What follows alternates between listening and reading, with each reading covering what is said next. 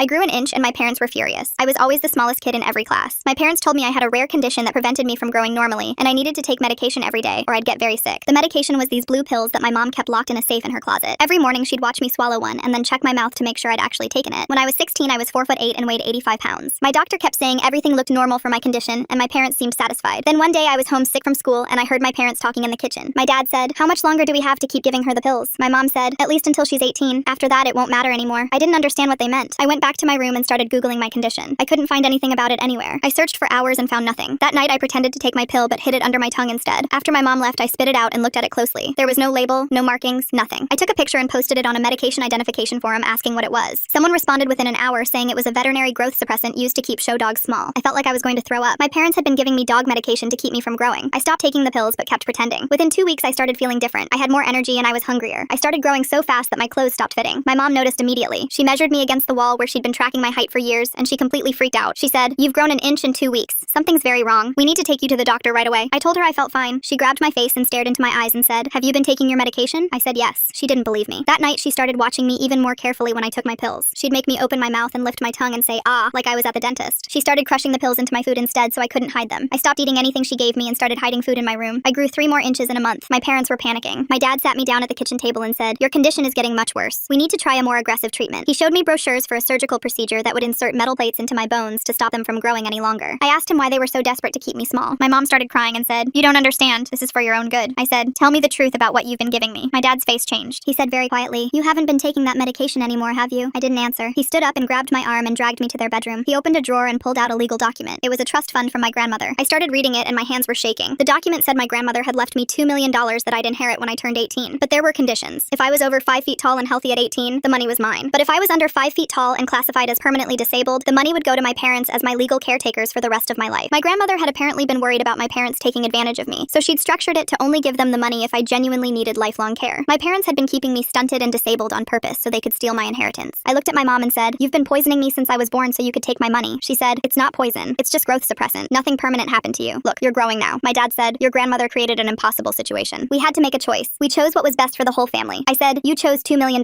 He pulled another bottle of pills from the safe and said, "We can still fix this. If you take these every day until your 18th birthday, you'll stay under 5 feet. The trust requires a doctor's confirmation of permanent disability. We have a doctor who will sign off on it. Then we all get to be rich. Don't you want your family to be taken care of?" My mom moved in front of the door and blocked it. She said, "Sweetheart, be reasonable. $2 million can change all of our lives. You just need to take your medication for 2 more years." My dad opened the pill bottle and stepped toward me. I screamed and ran for the window. My neighbor heard me and called the police. My parents were arrested and charged with child abuse, child endangerment, and attempted fraud. The trust was voided because they'd interfered with its terms. I never got the $2 million, and neither did they. I'm 19 now and 5'6".